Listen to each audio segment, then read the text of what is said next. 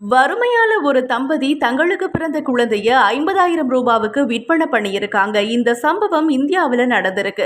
உத்தரப்பிரதேசம் மிர்சாபுரை சேர்ந்த ராமச்சந்திர ராம் ஜார்க்கண்ட்ல கூலி வேலை பார்த்துட்டு இருக்காரு. இவரோட மனைவி பேரு பிங்கி தேவி. அண்மையில உத்தரப்பிரதேசத்துல பெஞ்ச கடும் மழையால இவங்களோட குடிசை சேதமடைஞ்சிருச்சு. இவங்களுக்கு 5 பிள்ளைகள் இருக்காங்க. ஒரு மாசத்துக்கு முன்னாடி தான் 5வது குழந்தை பிறந்திருக்கு.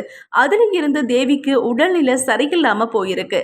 சிகிச்சைக்கு பணம் இல்லாத காரணத்தால தங்களுடைய 1 மாத ஆண் குழந்தைய 50,000 ரூபாவுக்கு விற்பனை பண்ணியிருக்காங்க.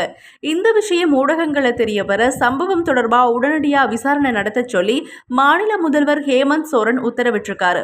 உடனடியா விசாரணை செஞ்ச போலீசார் குழந்தைய மீட்டு ராமச்சந்திர ராம் தம்பதி கிட்ட ஒப்படைச்சிருக்காங்க. அதுக்கப்புறமா அவங்க கிட்ட விசாரணை நடத்தினப்போ ஆதார் அட்டை, குடும்ப அட்டை இது எதுவுமே இல்லாததால தங்களுக்கு அரசாங்க உதவி திட்டங்களை பெற்றுக்கொள்ள முடியலன்னு அவங்க சொல்லியிருக்காங்க. இதுக்கப்புறமா உடனடியாகவே அந்த தம்பதிக்கு ஆதார் அப்புறம் குடும்ப அட்டைகளை பெற்றுக் கொடுக்க நடவடிக்கை எடுக்கப்பட்டிருக்கு.